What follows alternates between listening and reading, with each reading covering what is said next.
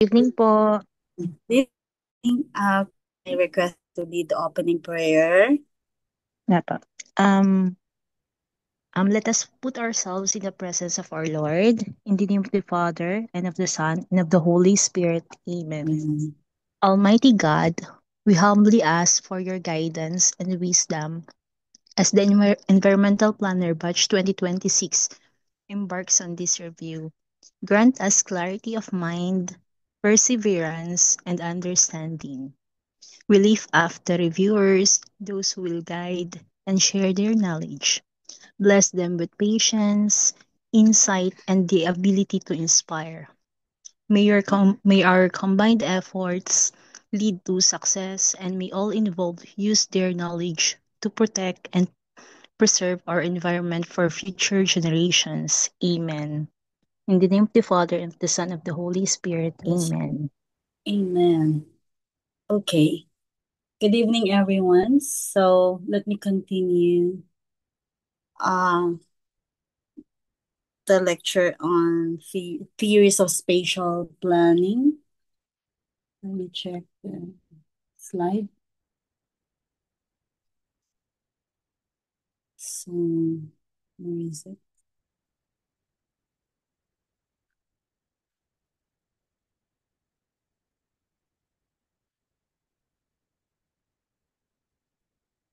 Where? Okay. Okay.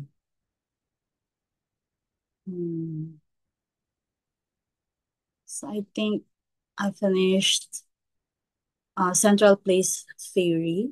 And so we're now here on a new topic. So this is the third theory under the theories of spatial planning. So please just ignore what you're seeing here on the top. So it's not supposed to be theories of regional planning, but spatial planning. Okay.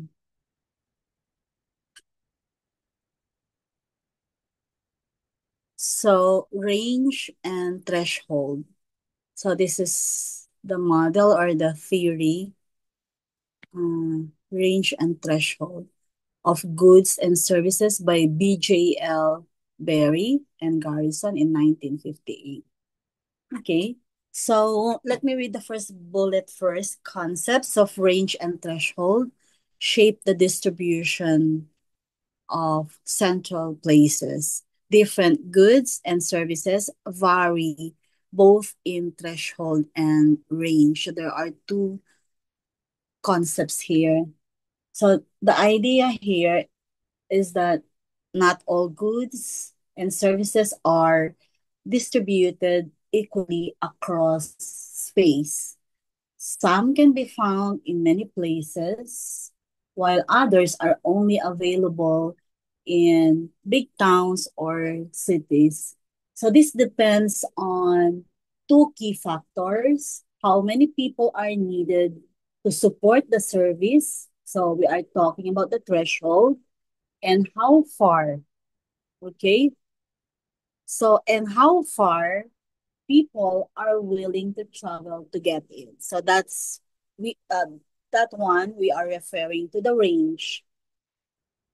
And then we proceed to the second bullet, threshold, minimum level of effective demand that will allow a firm to stay in business, the minimum market needed to bring a firm or city selling goods and services into existence and to keep it in business.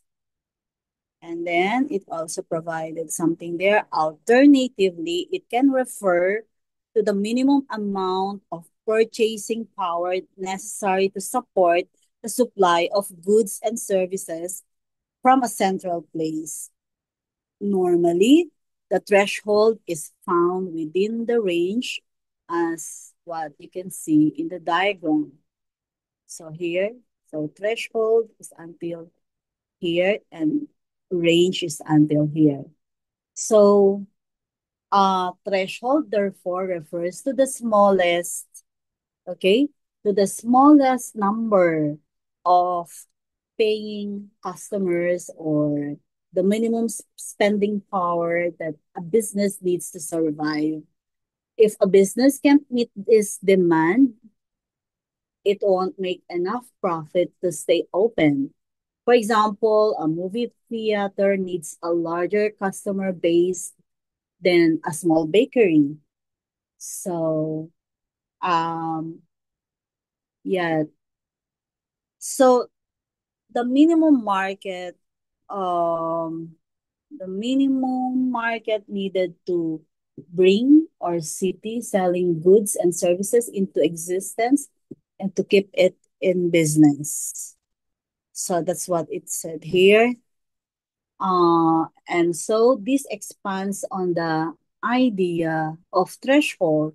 It's not just about staying open, but also about justifying the setup of a business or service in the first place.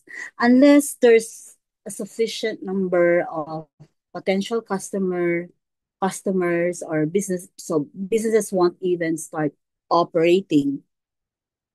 And so it said here, alternatively, it can refer to the minimum amount of purchasing power necessary to support the supply of goods and services from a central place. So instead of counting people, this version of threshold focuses on money, specifically the total amount of income or spending capacity in a population, even if the number of people is small, a wealthy population could still support a high-end service. And so, um, and then it concluded normally the threshold is found within the range, okay, within the range.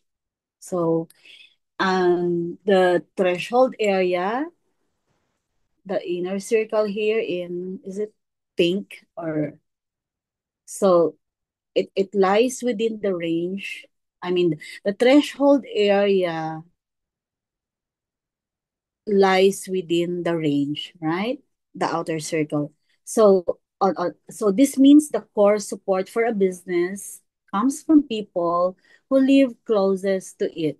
But businesses can also attract people from farther away within the range, depending on how specialized or rare the service is. And then at the end here, threshold population, it's the minimum population necessary to support the service activity. So this is just a more precise way to define threshold in terms of actual numbers. It's the smallest number of people needed to keep a service running, like the bare minimum needed for a health clinic or a convenience store or bus route to operate sustainably. Okay, so let's move. Upper level, so there are some levels that we need to articulate a bit. So we have the upper level and then the lower level. So upper level, it said here, degree of competition from other central places supplying the same product. So this refers to the competitive environment, a central place, meaning, for example, a town or city center faces from nearby areas that offer similar goods or services. So when the upper level of competition is high, the central place must find ways to differentiate itself or reduce prices to stay competitive. It influences how far people are willing to travel to choose one center over another. So I hope you got that. Then lower level threshold necessary to permit its functions.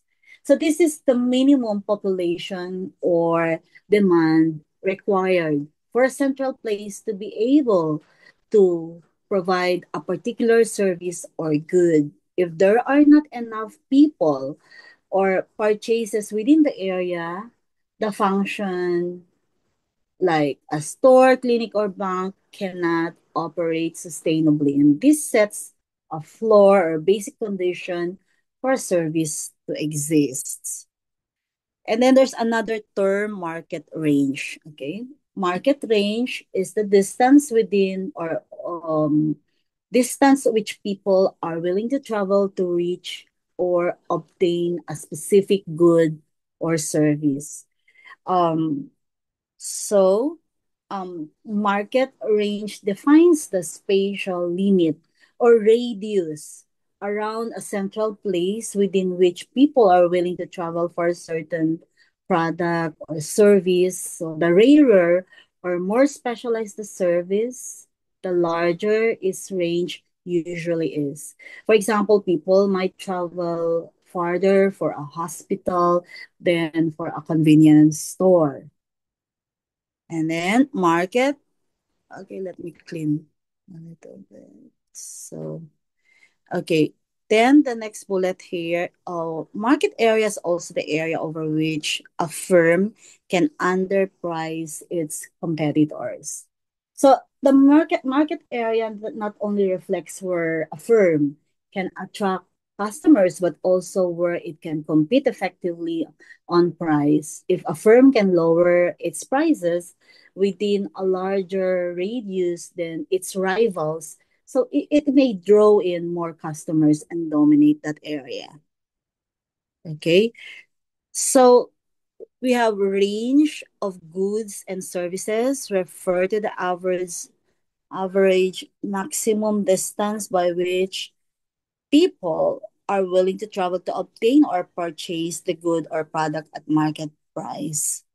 So we already in the earlier slide, we defined threshold and range, and so it should be easier now for us to recall, right?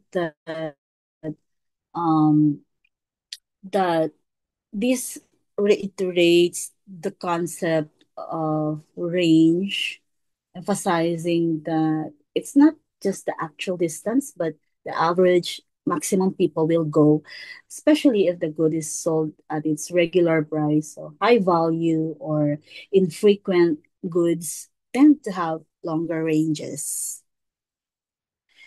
So it can also be thought of as how far the good reaches from the central place. So it's the distance where demand becomes zero. So what do we mean by that? This gives a different way of looking at range. As the outer boundary where the demand for a product or service disappears entirely. Beyond this point, beyond that, okay, beyond or okay, beyond that, or beyond this point, no one is willing to travel for it, and thus the influence of that central place ends.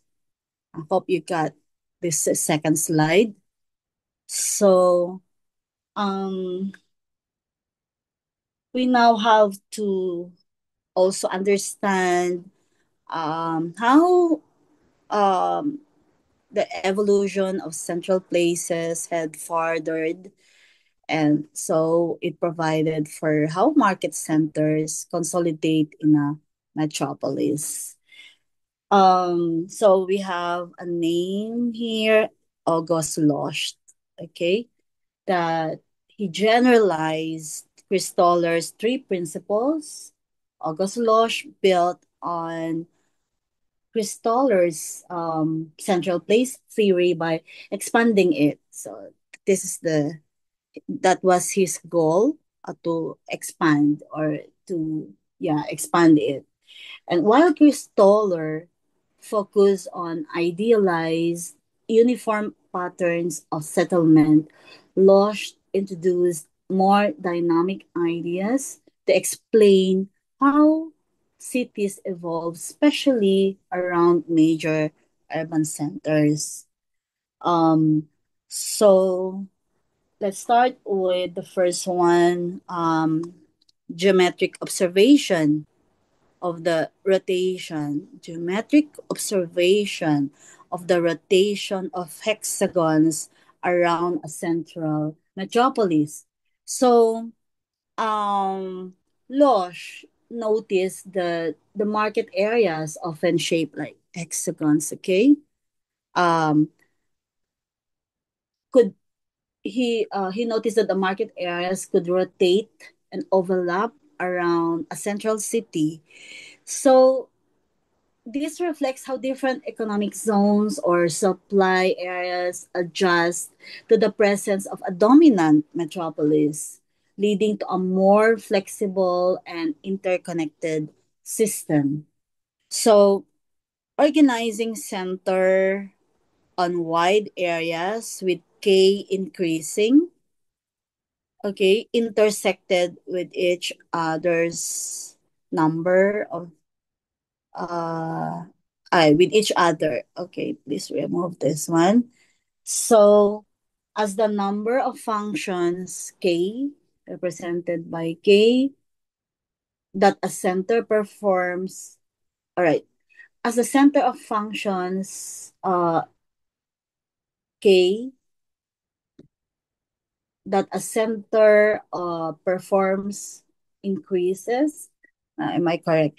The area it serves also widens. So these larger zones begin to intersect with those of other centers. Did you notice this one?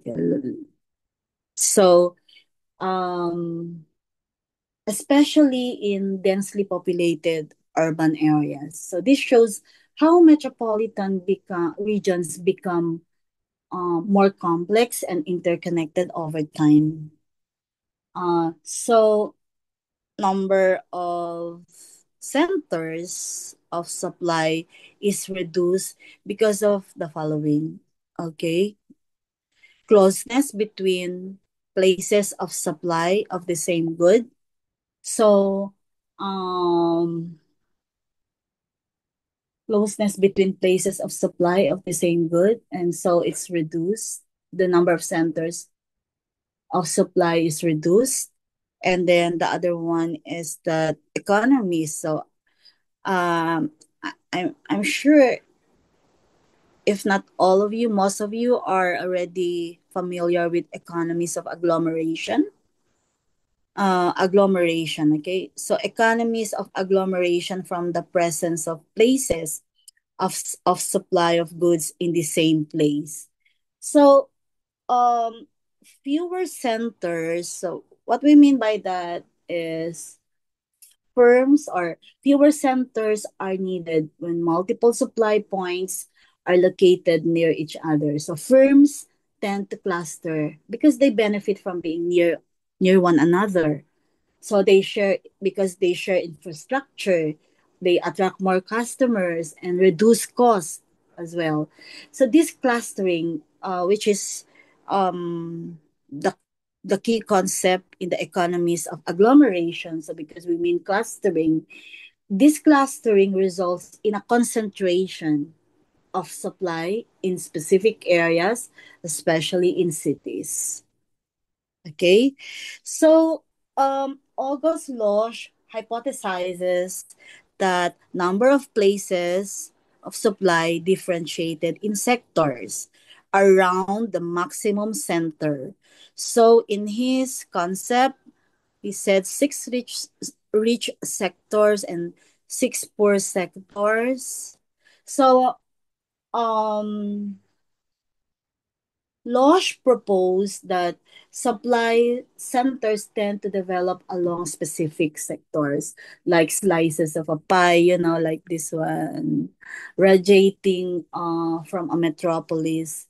So, where some areas become richer in services and economic activity than others. So, this uneven development forms privilege or rich sectors and less developed poor ones. So, and then he also hypothesized that relative scarcity of place of supply or of places of supply around the metropolitan area because of polarization economies. So is it something new to you? Or are there economists here? So dapat may advantage kayo on how to really understand this fully. So it means supply becomes concentrated in specific directions or areas due to economic advantages. So these polarized sectors pull businesses and investments towards them, making other areas relatively underserved. So this pattern highlights how central places consolidate power and influence in a few key zones. So, uh, and so this explains the concept the of polarization of supply, where in the metropolitan area along privileged sectors, uh, yeah, they it's caused by polarization economies that I've explained earlier, that the polarized sectors pull businesses and investments towards them and making other areas, they become disadvantaged or they become relatively underserved. So, okay. Then we are now on the fourth theory, the rank size rule, okay, in 1941 by George Zipf. So his full name is George Kingsley Zipf. Um, so he okay, this theory originates from the work of George Zipf. He was a linguist who applied statistical regularities to human behavior. Okay, that his method was adapted to urban geography to explain how cities and towns tend to organize themselves hierarchically. Okay, so um, hierarchically based on their population sizes and ranks. And so the adaptation is most notable in the study of central places or urban centers that provide goods and services to surrounding areas. The rank size rule notes the relationship between the ranks of cities and their populations. Please note the variables, okay, of the rank size rule, the ranks of cities and their populations. The rule describes a predictable pattern in which the size of a city is inversely related to its rank in the urban hierarchy. So this means that the largest city is the biggest, the second largest city is about half the size of the largest. The third largest is one third, and so on. So this pattern provides mathematical model for the distribution of city sizes in a region or country. Okay, so population of a given urban area tends to be equal to the population of the largest cities divided by the rounded population size. So I already mentioned this one. Okay. So when you arrange it, it's one half. So it's you can say one third, one fourth, one fifth, etc. So um in simple terms, if you rank cities by size, each city will typically have a population that's a fraction of the largest city. So you can see the example there. For example, if the largest city has 1 million people, that's rank one. And so then the second rank city is expected to have around 500,000, because you need to divide that by 2, and 1 million divided by 2 is 500,000. And the third rank city around, so you need to divide, so like 333,000 when you divide 1 million divided by 3.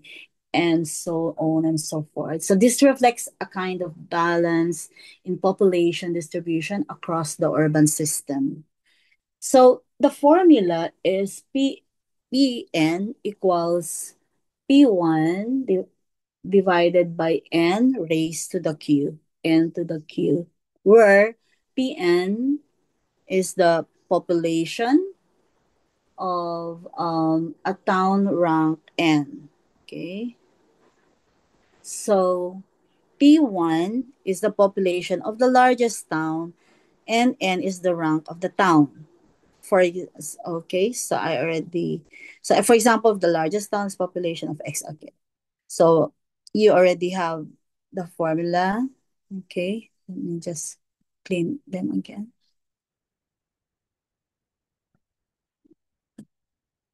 So I gave you an example about 1 million population. So and if we so the rank size rule, or this model or this theory tells us that to estimate the population of the nth largest city, we just divide the population of the largest city P1 by n raised to the power of to n to the q, where q is usually close to 1. So when q equals 1, it becomes a simple inverse relationship.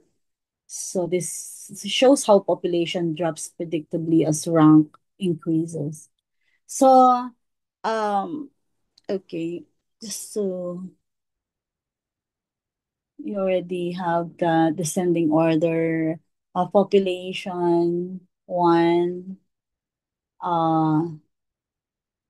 So this means that cities of settlements are arranged from the most populous, rank 1, to the least populous, rank n. It assumes a 1 to n. So it assumes a clear hierarchy of urban populations in a given country or region, starting with the largest urban center and moving down the line. So Pn equals P1 divided by n to the q. So you need to, by this time, each time um a a deck or a slide deck here is shown, I assume, or it is my understanding that you are already memorizing it, kasi it should be very difficult to go back again to that slide kahit pa matagal pa yung board exam ninyo. So, I pro- I advise you that while we are doing this, meron na kayong ano no, you are already processing it, and you should have a better system than I do. Dapat mas maganda yung sistema ninyo on how to really how to absorb, okay? Because you're the one taking the exam, and you have uh to take 10 steps farther from, kasi competitors kayong lahat, especially if you're aiming to be a top notcher, di ba? So, oh, I need to be top 1. Oh, at least ako, kahit top 10 lang. So, iba-iba. Iba-iba yung objective. Ako, kahit pasado lang. Ganon, di ba? So, and where are you there? So, I wanna ask you that. So, para ano, para mas maganda, you all aim to be number 1. Para at least if you become number 2, then it's still okay. And if you become number 3, then it's still okay. And then up to number 10, okay na lang din 'yon. So, uh, pero pag makapasa, because you aim to be top notcher and then nakapasa kayo, it's still okay. But don't aim. Don't aim na makapasa lang. Kasi what's next after that? 'Di ba? Hindi makapasa, 'di ba? So, walang adjustment doon. So, you need to aim higher. And the best way is to really be very serious. Na kahit formula lang yan, even if you've heard that in the 2 succeeding years, walang competition. But for sure, meron pa ding mga formula. Ano yung, ano doon, what's the formula for like this? So, you don't need to compute. Ikaw ba pag using the rank, if the question is if using the rank size rule, what's the second largest city? Um, Tapos ang given as is 1 million population, di ba? So, do you need to compute? Not anymore because you can just so what's one half of 1 million? So it should be 500K, di ba? And so hanapin mo yan sa option A 250K. So do you need to compute? Hindi na. So if I'm the examiner, I will do para just to test if you are really understood the rank size rule by George Zipf. Okay? Um so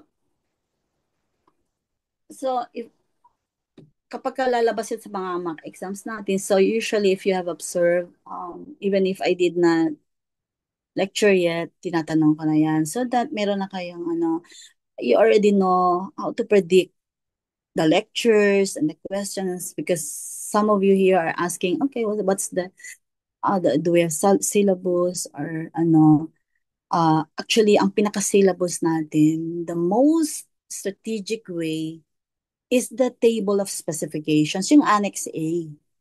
So we need to, kaya nga, during the orientation, so you need to check that uh, Annex A or the table of specifications kasi nandun lahat.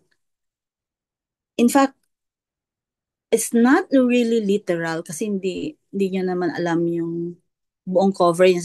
That's why you're here and that's why you registered para alam ninyo yung yung itatanong, di ba? So at least magkaroon kayo ng idea. So what would be the board questions? So what I'm trying to drive here at is the syllabus would be um, the table of specs. Kasi if we deviate from there, then it should be very dangerous situation. Kasi yun na yun eh. However, hindi naman yun literal na yun na yun. We need to exceed in the manner that I've advised you earlier that you need to exceed your own expectation. Like, you want to be number one. You stick to that, I want to be number one. Because if you say, I want to be number two, so what's your point? Diba? What's your point? Why do you want number two? Pwede namang number one. Ilang points lang naman yung difference. Actually, sa 2024, 2025 batch, so merong nag-average doon ng, yung number 9 is 85.05. So, tapos may number 10 dyan. And so, yung merong nag-number, merong 85, pero hindi siya nag-top. So, anong difference niya dito? Di ba? So, ano yon? 1 to 2 questions lang? 1 to 2 questions away. Di ba? Sayang naman, no? Sayang naman. Pinabayaan mo, ano? So, you need to be really aware. Ano talaga yung gusto mo. Hindi yung ano yung kaya mo. Because when you have ano yung kaya ko lang, so that's being defeatist. That's being negative, defeatist, di ba? Pero ito yung gusto ko. Alright? So, and the only way I mentioned earlier is to already lahat yan, yung mga details, ano? So, like, uh, sabi ko, you need to recall, or, but you need, sobrang minimum lang na requirement yung, I need to be very familiar of these concepts. But what I'm trying to drive at, increase mo yon, I need to master each concept, di ba? Malaki ang difference. Okay? So, probably in your master's degree or siguro merong kasi I already mentored people na may PhD pero hindi pa sila ENP and yet they strive, hindi pa rin sila nagtatap. So, ano yung formula, di ba? So, tinalo sila ng hindi naman diploma or versus master's versus PhD. So, hindi guarantee na ikaw ay nag-PhD, di ba, in planning at UP, Diliman, for example. So, that's not a guarantee. Okay? So, this is about exceed mo yon na what expertise or siguro you need to be yung gigil ba, the passion to really to love the field. Gustong-gusto mo maging environmental planner. Hindi dahil gusto mo ma-promote, but because you want to make a difference, 'di ba? Ang dami nating problema. So, I'll continue. Continue na lang. So, Pn is equal to P1 over N to the Q. And N to the N raised to Q. So that's a mathematical expression of the round size rules. It predicts the population Pn of the nth ranked city using the population of the largest city divided by the city's rank. So, pag sinabi mong divided by the city's rank raised to a power Q, and so kapag ka number 2, ano yung rank 2, then yun yung ano, i-divide mo. Largest city divided by 2. Eh gusto mong kunin yung the third ranking, highest ranking, and divide mo by 3. Ganun lang yan. So, the exponent Q usually approximates 1 in, sabi na natin, in real applications or real world. So this gives a theoretical estimate of how populations should decline from the first rank city down the hierarchy. And so population of nth settlement, okay, it's the value we are solving for. Para mas maliwanag. It represents the expected population of a city or settlement that holds the nth position in the urban ranking. For example, if a city is ranked fourth, then PN will estimate its population using the rule. So P1 now here is population of the largest settlement. And this is the known population of the top ranked city in the system, rank 1, so which serves as the baseline for calculating the population of all other settlements under the rank size distribution. So the N here is settlement rank. This refers to the position of the city in the hierarchy. So rank 1 is the largest city, rank 2 is the second largest, and so on. So the higher the rank number, the smaller the city is assumed to be. So Q exponent, which usually approximates unity. So the exponent Q is usually close to 1 when it equals it's equal to 1, then the round size rule follows a simple inverse pattern. For example, the second seat is one half the size of the first term. Ganun. So if Q is greater or less than 1, it adjusts the steepness of the population drop-off across ranks. So it said here may be partially useful in administration and in the allocation of resources. So this rule provides a general model of urban hierarchy that can aid policymakers in predicting settlement sizes and planning service delivery or infrastructure allocation. However, it should be used with caution as it simplifies many um, real world complexities. So, what are the weaknesses of the rank size rule? In most countries, the largest city is larger than the rule would suggest, meaning the real urban systems often have one or two cities. Okay, usually the capital or economic hub that are disproportionately large compared to others. So, hindi siya applicable. So, which breaks the even gradation predicted by the rule, and this is called urban primacy. So, the rank size rule does not apply when we need to apply the urban primacy Okay, the urban primacy principle. So it means that there are this the it's so far, it's so the gap is too high that the round size rule would not apply because it's too large, it's disproportionately large compared to other cities. So uh another weakness considers only service elements, commerce and trade. So, and not localization of natural resources. So, the model assumes that city size and rank are driven mainly by trade and services, overlooking geographic and resource based factors that also influence urban growth, such as mining towns or port cities, etc. So, there's urban primacy. It does apply when there is urban primacy when or the rule may still be relevant, okay, when there's a clear dominant city in the case of urban primacy.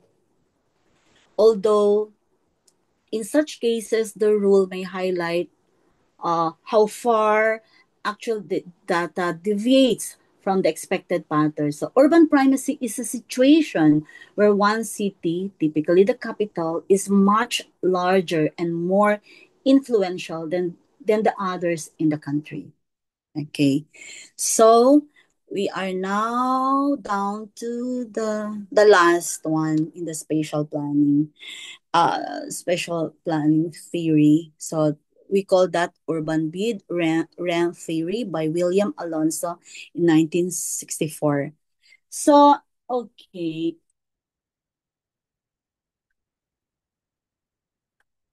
just a moment. I'll just drink. Oops.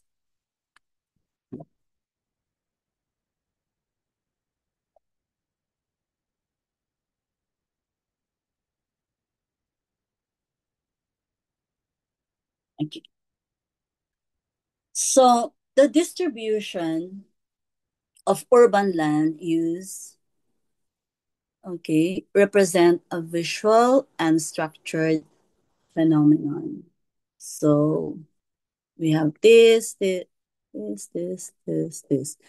So what do we mean that by this one? So it means that land in cities is not randomly used. Instead, different urban activities like commercial, industrial, residential, agricultural, etc., they tend to be distributed in a predictable and structured pattern, depending largely on their willingness to pay rent. So that's the theory.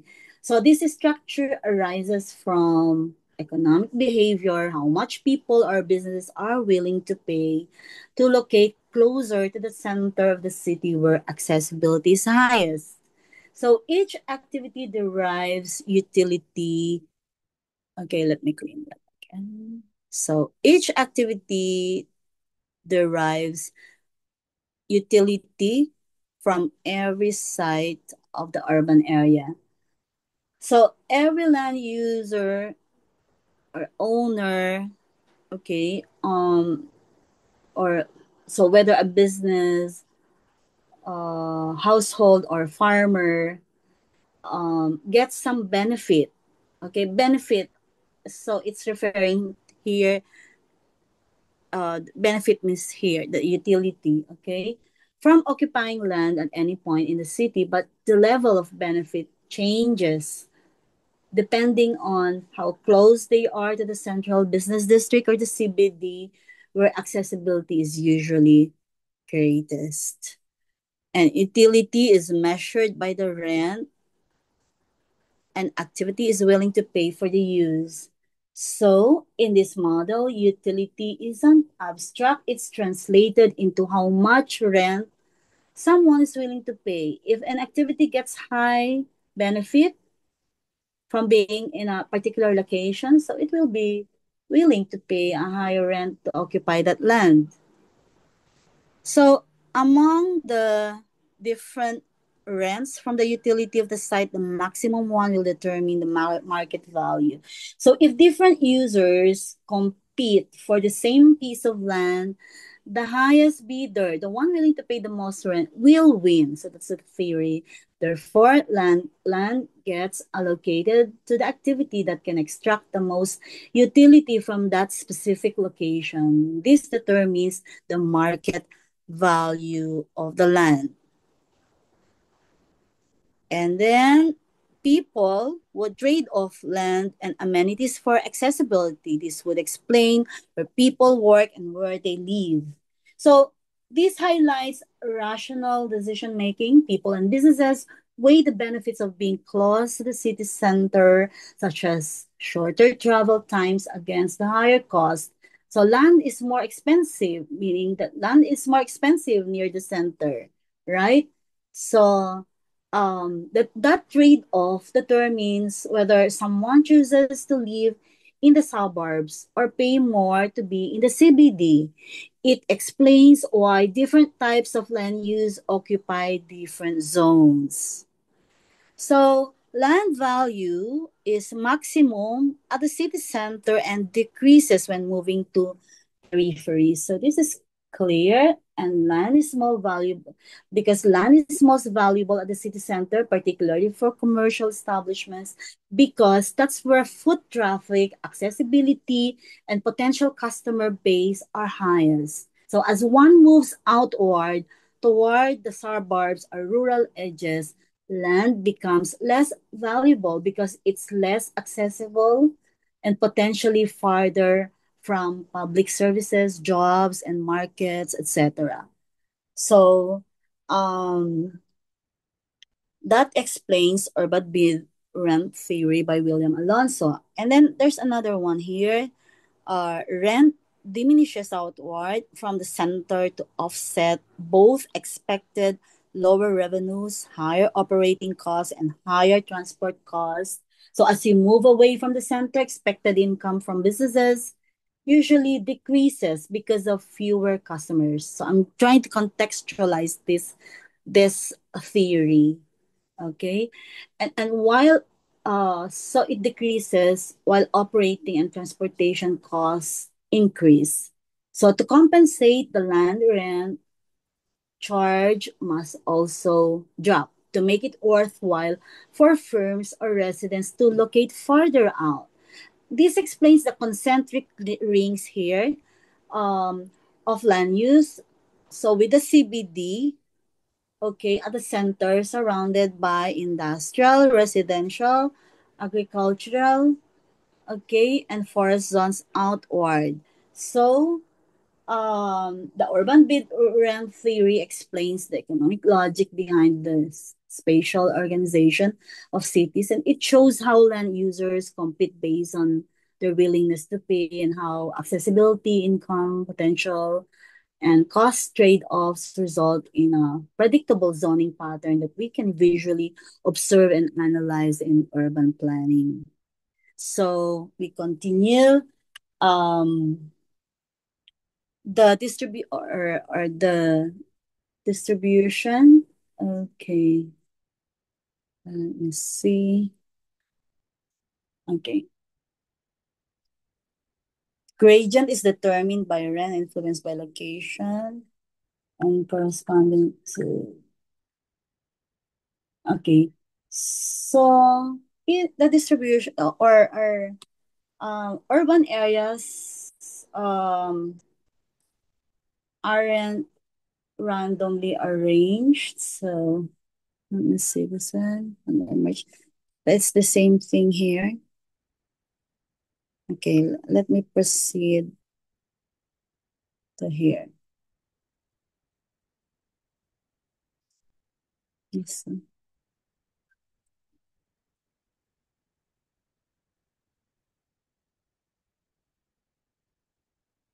So land here. Okay, just a moment.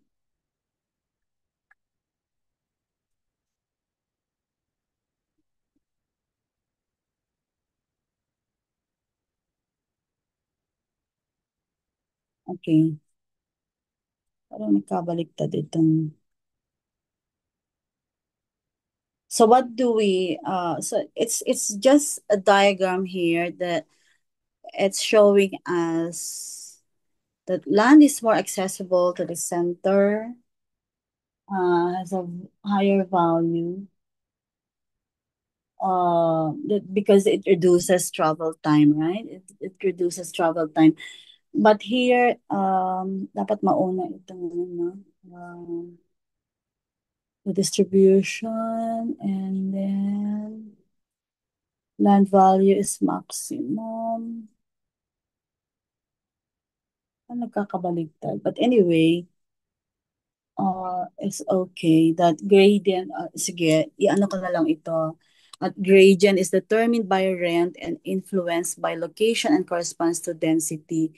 So that para we can uh get a full understanding of this one. The steepness here of the rent here is the rent curve reflects how sensitive rent is to the distance. So steeper gradients, for example, for the CBD activities located in the CBD mean higher density and a higher value at central locations.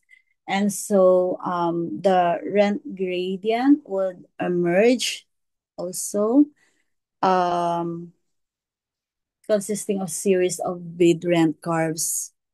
So it means that each land use group, residential, industrial, commercial, has a distinct rent curve. So dapat ito yung ano niya, makadugtong dapat. But anyway, so different land use would have different rent gradients. So that's what it's trying to say here. Ito kanina when I explained about this one here. Okay. So land is more accessible now, because it reduces travel time, as I mentioned earlier. And then land rents decline farther away from an employment or transport center. So this is due to reduce accessibility and increase travel costs to key services and markets. So making distant areas less desirable for businesses. And also, as a firm moves closer to the CBD, transport costs fall, which increases also the amount a firm is willing to pay for land. So, um, yeah, proximity reduces costs. For example, logistics, customer access, so allowing firms to allocate more money to rent, reinforcing the value of of land at the center or CBD area. So taller buildings are built on higher valued land, leading to the formation of CBD. So, because due to high rent, developers build vertically, okay, to maximize usable floor area per square meter. So this results in skyscrapers and CBDs. And firm substitutes capital for land, enabling it to produce the same output on less land, or in other words, more output per unit of land. So to adapt to expensive land, firms use machinery or high-rise buildings, right? So capital intensive um capital intensive strategies to stay efficient in a small footprint. So I mean that's why firm substitutes capital for land. Then, higher land prices lead profit maximizing firms to substitute other factors of production for land. So firms adapt by using less land but more labor, technology, or capital, adjusting their input mix for profit optimization. So here there are assumptions. But actually, so these are the critics of urban bid rent theory. That city, because the assumption here is that city is monocentric with a single nucleus. So this assumes a single CBD, ignoring the polycentric structure of many modern cities with multiple business districts, like in Metro Manila. So mostly parang CBD is no longer, like, it became less relevant already these days, because okay, there's Makati and there's Taguig or BGC, but we cannot ignore other cities also, di ba? QC Pasig. So I mean, it became less relevant because of the very nature of polycentric structure now. And then there's perfect competition also and level playing field. There are many identical price taking firms which are earning zero economic profits and equilibrium. So what do we mean by this bullet? Uh, that in theory, firms are price takers and equally capable, but in reality, market power, monopolies, and zoning policies also disrupt this assumption. And land is sold to the highest bidder. The model assumes a pure market system, but in reality, land use can be restricted by zoning laws, politics, also historical ownership. So, and all land is identical except for transport nodes, which have higher accessibility. And so this is unrealistic. So this was an assumption for the urban bid rent theory, that all land is identical except for transport nodes which have higher accessibility, because land differs by soil type, also flood risk, also environmental factors, and more. So not all non-transport land is equal. I hope I hope that you would remember all these assumptions that make it that became part of the critique of the urban bid rent theory.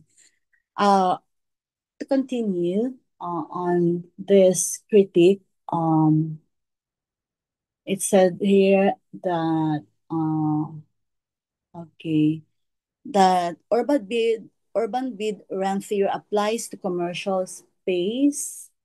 So retail or offices which needs to get close to the population. Uh, and so what do we mean by this one? That um yeah, it's applies to commercial spaces, okay, which needs to get close to the population. There are many businesses that are not really, they need to not to for example, the BPO industry, so you don't need to be very close to the population. And so it used to be all the business, the BPO industries are initially located in Makati area, but now they found some places also, and so they clustered in, I think, Alabang, if I'm not mistaken. So they've clustered there. So there's a case of BPO agglomeration in that area. So if we have discussed agglomeration earlier, so we can apply that now for to discuss the many critics of urban bid rent theory. So what else? It remains it remains influential, but it has several limitations. What else? But as these economies of urbanization ensue, so this one, congestion, traffic, etc., manufacturing firms move away from the urban center. So it's the cities evolve, and so the centralization and suburbanization occur, shifting populations and firms away from the center. So due to factors like traffic congestion, desire for more space.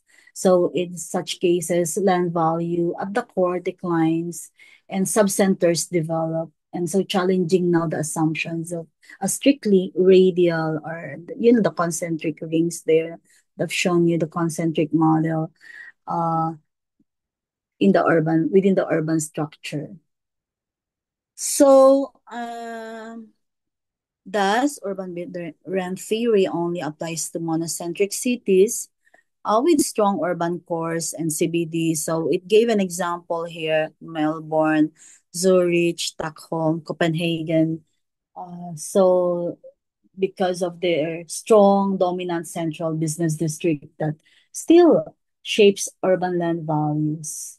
So in conclusion, because we will do regional planning tomorrow, so hopefully. And so William Alonso's bid rent theory provides a powerful conceptual framework for understanding how land values and urban activities are distributed spatially, while highly instructive, its assumptions must be adjusted or supplemented to reflect contemporary urban realities. Okay, that it we pointed out earlier here in this theory. And so because these contemporary urban realities now uh, are characterized by multiple centers, complex transport networks, and varying land use patterns shaped by technology, policy, and human behavior.